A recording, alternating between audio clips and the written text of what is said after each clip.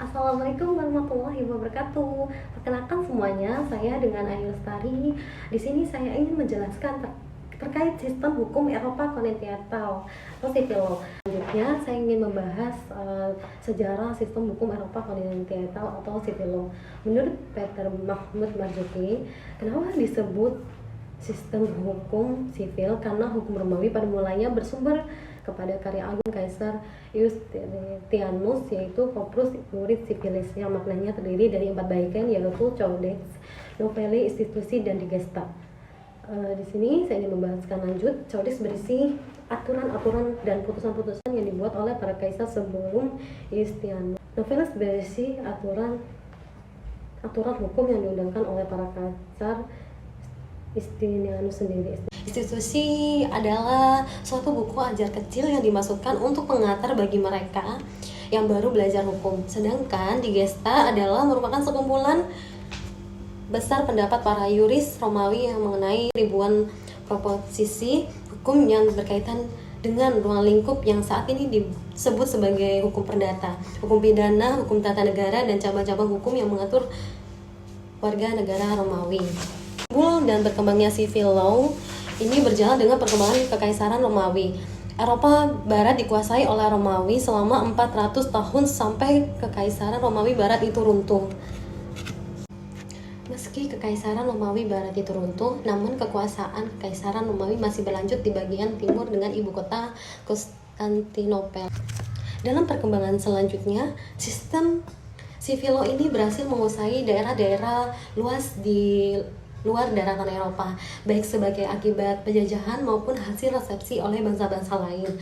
Resepsi sistem hukum civil law ini kadang tidak meliputi seluruh bidang hukum, terutama pada bangsa-bangsa yang telah memiliki kebudayaan yang tinggi, sehingga di samping hukum civil law berlaku juga hukum asli dan lembaga-lembaga hukumnya. Di samping itu, kebudayaan dan alam pikiran mempengaruhi penerapan sistem hukum civil law yang diresepsi tersebut. Saya akan menjelaskan terkait konsep sistem hukum Eropa kontinental atau civil law.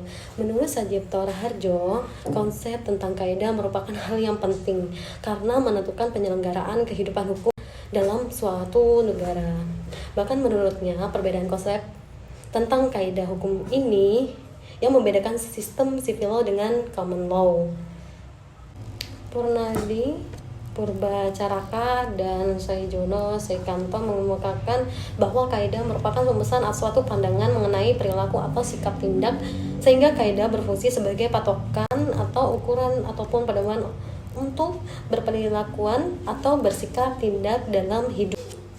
Di dalam sistem civil law, tata kaidah hukum merupakan sistem kaidah-kaidah hukum yang secara hierarkis dengan susunan yang sangat disederhanakan dari tingkat ke atas ke tingkat bawah sebagai berikut, yaitu 1. Kaidah-kaidah dari konstitusi, 2. Kaidah-kaidah umum di dalam undang-undang atau hukum kebiasaan, yang ketiga yaitu kaidah-kaidah individual dari badan-badan pelaksana hukum, terutama pengadilan. Dalam sistem civil law, kaidah hukum ditekankan lebih kepada fungsi memberi arah dan patokan tingkah laku dalam masyarakat dalam hubungannya satu sama lain, sehingga masyarakat menjadi tertib dan kepentingan. Dalam sistem civil law, kaidah hukum ditekankan lebih kepada fungsi memberi arah dan patokan tingkah laku dalam masyarakat dalam hubungannya satu sama lain, sehingga masyarakat menjadi tertib dan kepentingan individu serta kepentingan bersama terlindungi. Konsekuensi dari penekanan pada fungsi prevensi. Kaidah hukum dirumuskan secara umum dan abstrak, yaitu dengan sebanyak mungkin mencakup situasi-situasi kemasyarakatan yang merupakan abstrak berlaku. Norma atau kaidah hukum hanya memuat kerangka umum dari suatu perbuatan atau stereotip dari perbuatan. Nah, itu kaidah hukum akan menjadi pedoman dalam menyelesaikan suatu persoalan konkret. Maka menurut Sajipto Raharjo, kaidah harus cukup sifatnya sehingga dapat memuat asas yang akan dipakai dalam pengambilan keputusan terhadap kasus. Pada sistem civil law, norma atau kaidah hukum sengaja dibuat yang merupakan hasil pemikiran dan pengelolaan secara rasional, logis, dan sistematis oleh lembaga yang berwenang membuatnya. Dalam sistem hukum ini, pembentukan hukum reforming dilaksanakan oleh badan legislatif yang bertugas membuat norma atau kaidah hukum sebagai pedoman atau kerangka untuk mengambil keputusan oleh hakim dalam perkara atau sengketa yang atau menerapkan peraturan hukum, norma atau kaidah hukum yang bersifat abstrak itu untuk kasus yang konkret yang menghasilkan keputusan yang bersifat khusus dan konkret. Oleh karena norma atau kaidah yang maka untuk menerapkan atau melaksanakan ketentuan norma atau kaidah hukum itu digunakan penafsiran, interpretasi, dan melakukan konstruksi hukum. Dan selanjutnya, saya akan melanjutkan selanjutnya membahas tentang struktur hukum dalam sistem hukum Eropa kontinental atau civil law. Dalam sistem civil law, hukum menurut isinya dibagi dalam dua golongan besar, yaitu hukum publik dan hukum privat.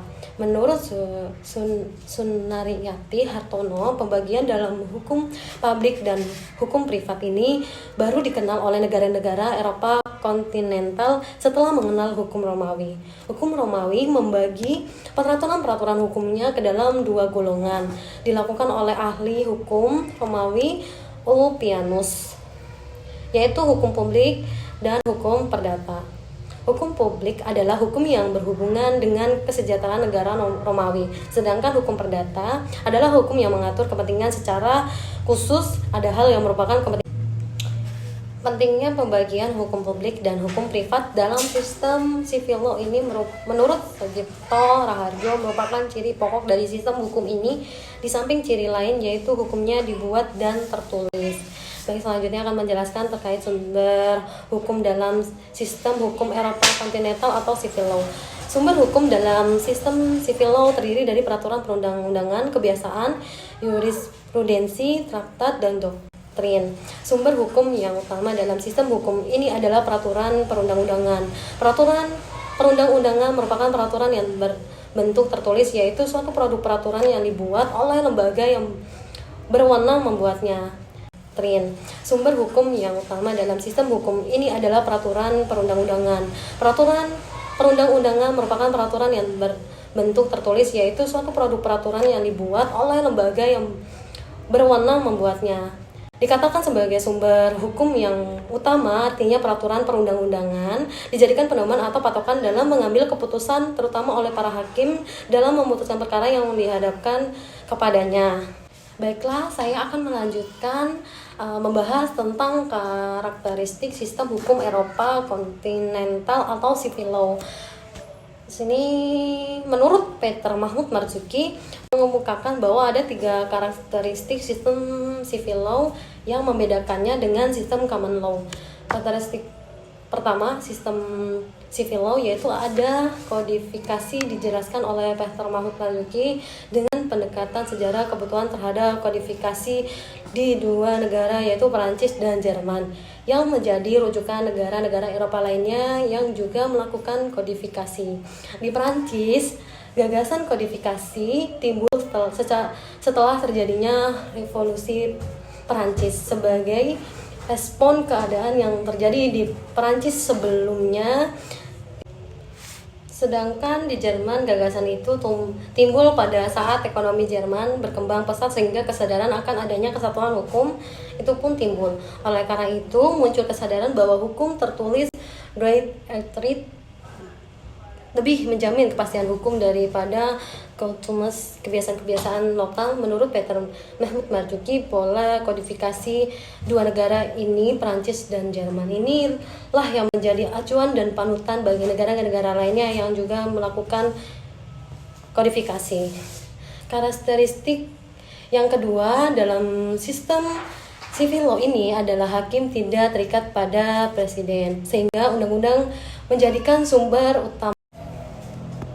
Baiklah, selanjutnya pada bagian akhir uraian, menurut Peter Mahmud Marzuki menyimpulkan bahwa penganut sistem civil law memberikan leluasaan yang besar bagi hakim untuk memutuskan perkara tanpa perlu meneladani putusan-putusan hakim terdahulu. Yang menjadi pegangan hakim adalah aturan yang dibuat oleh parlemen yaitu undang-undang.